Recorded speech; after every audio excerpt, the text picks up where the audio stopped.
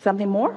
Yes. So I love the feeling of being in the zone in sports and Yes. dominating in sports. That feels great. I love the feeling of watching my favorite sports team win a championship. Yes. Feels great. And I love, Do you love their opponents that help them focus into the championship? I can see that that's helpful, but you want them to lose. Like, I'm a Flames fan, and I saw a guy walk in with an Oilers hat, and it's a hockey team. And we have these kind of things against. I don't want to get lost too much on that, though. Also, I like the feeling of being sexually aroused, so I like all of those things, these states. But what I don't like is the feeling of guilt and shame for loving hockey, even though it's somewhat barbaric as a sport to some people. Or loving sexual experiences that some might like and some might not, or music that some might like or some might not. And that's why I don't know why I care so much about that, what other people think on that. But I want to be able to release that guilt and shame, and what I thought is the best way to do that is to rev up my feeling of powerfulness, and then that can just kind of go away on its own, as opposed to trying to think my way through every topic. Well, there is something to focusing upon what you desire enough that there's strong momentum, because your desire, especially when it's a very strong desire, a strong desire that you focus upon often, will dominate and it will carry. But we want to talk about this business of guilt and shame. We want to talk about you caring about what other people think. We want you to reintroduce yourself to your own guidance system, where in connection with that you will never feel guilt or shame. You will only feel empowerment and enthusiasm and love and appreciation. And so what is this business of caring about how you're being responded to? We touched on it earlier, but it's about trying to deal with it in terms of words or behavior, rather than getting a good vibrational footing at the start of it. You've got to get out ahead of it emotionally. You've got to get out ahead of it vibrationally, because if it's vibrationally out of balance, then what you will attract is more evidence of the vibrational imbalance. So let's say you're standing in your now and you're feeling pretty good. Lots of people in the room. You were discovered in a large group vibrationally by the energy that is exuding from you.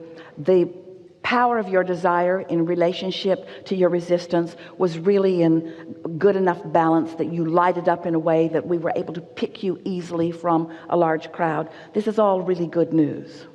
And as we've been visiting here, you've come into some clarity. You've helped a lot of other people come into some clarity, and you're feeling pretty good right now in this moment. So let's say that. It's mostly true. So here you are in this moment, feeling good, and then a subject comes up to which you've had some concern. And you turn your attention to it, and you relitigate it. You, from your now position, try to go back and change something that you've lived before. And in doing so, you take on the personality of those that you perceive are judging you, and you do the same thing to yourself. So you relitigate the experience, and you come to the conclusion that no matter what it was, and for whatever reason, that you were wrong in having that experience. But you're doing it in your now. You can't go back and relive it, and you can't go back and change it. But in your now, you can control the way you feel. So we just have a very straightforward question that we want to put to you. If your work is to do your best to get into the receptive mode, if your work is to do your best to feel about yourself as your inner being feels, if your work is to do your best to feel as good as you can feel in this moment, is there any value in going back to a time and retrying your case and finding yourself faulty and applying guilt upon yourself? Is there any value in doing that now? So you're not doing it on purpose? Is that what you're telling us?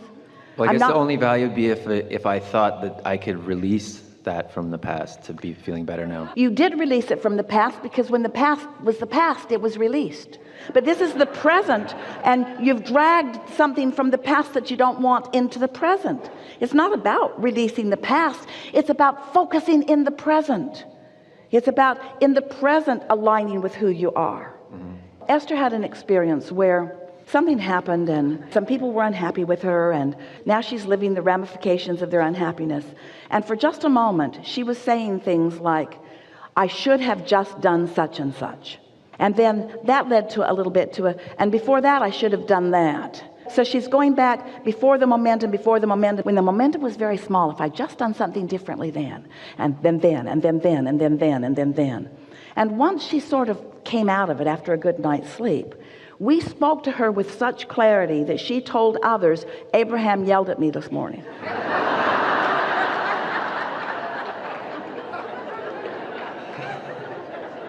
And what we said to Esther is, line up with what you know to be the truth of this situation. Line up with it as you mean for it to be. Don't water yourself down by trying to see someone else's point of view that you can never see. Stand in your knowing of what you know and line up with what you know to be. Now, what we really mean by that is stand up with the goodness that your inner being knows that you are. Stand up with the clarity that your inner being knows that you are. Stand with that knowing of who you are, and do not allow yourself to take on any garbage that anybody else from their inferior feeling, insignificant, vulnerable feeling selves that have been shining on you. Don't take that stuff on.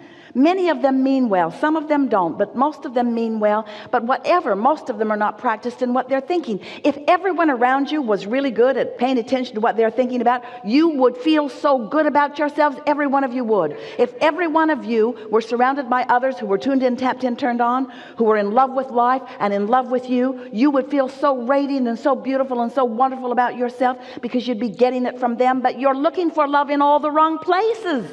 Don't look at it from them. They're not practiced and they're not good at it, and they don't care about you the way you think that they should. It's not their job to love you into alignment. They're not going to do it. And when you're looking for others' approval to love you into alignment, you're going to come up short every single time. But when you're feeling for the thought about them or about yourself or about anything that is in concert with the way your inner being feels about it, so that you're now in alignment with who you really are, now as you stand in your now, sure, there's all kinds of stuff you've lived that maybe if you were living it again now, you'd live it differently. But so what? None of that makes any difference. You can't get it wrong, and you'll never get it done. And the reason you can't get it wrong is because it's never done. You're always standing in a new and powerful now, and your inner being is always adoring you and knowing what you want and what the path of least resistance is for you to get from where you are to where you want to be. Your empowerment is a self-assigned experience, and you find it one good feeling thought at a time, one good feeling thought at a time, one good feeling thought at a time. And you will never get to who you are and to who you mean to be by regretting anything that you've ever experienced. You can't even remember what the particulars were of the incident when it came up. You don't even know what the energy dynamics of it were. You cannot from your now even remember what the momentum factors of energy moving were about. You've got to let the past go. You've got to let it be what it was for. What it was for was to fill your vortex full of who you really are. And now your purpose is singular. Line up with who you really are, you see. And when you do, you will discover the passion that the source within you has for all sorts of things that you have been assigning as inappropriate, because you've been guided by so many others who don't want you to follow your own passion. They want you to follow their path. They want you to be a slave to what they want. Sometimes they mean it, and sometimes they don't even know what they mean. But most people are very sloppy in their thinking, and you cannot be if you want to live happily ever after. You've got to think with precision, by caring about how you feel. And then it doesn't take long before the momentum of your thoughts carries you into predominantly good feeling moment after good feeling moment after good feeling moment after good feeling moment. It's the way it is supposed to be for you. It's who you are. It's what's in your vortex. It's what your inner being is guiding you to. Just be playful about it. Do you feel like you could more easily let your past go now than maybe before?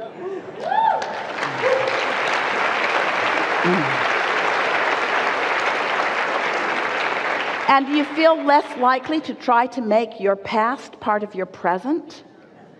And are there things in your past that you want to remember? Of course there are, but forget them anyway. Because the habit of going back is sort of treacherous territory. Don't go back. Be more present in your now. and watch what happens.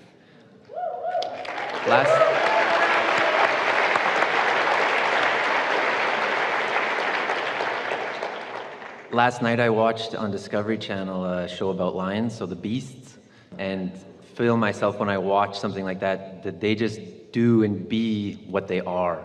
And so in this releasing the beast that has become kind of the theme now, like that's the feeling I have, is I want to just do that and be okay with it for myself. So what you shared really helps that, so thank you. And my back doesn't hurt. And then on the other channel there was that program about the guilty lion.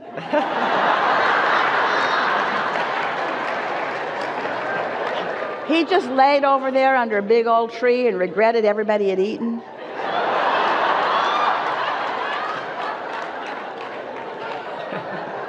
Yeah. Cool, thank you.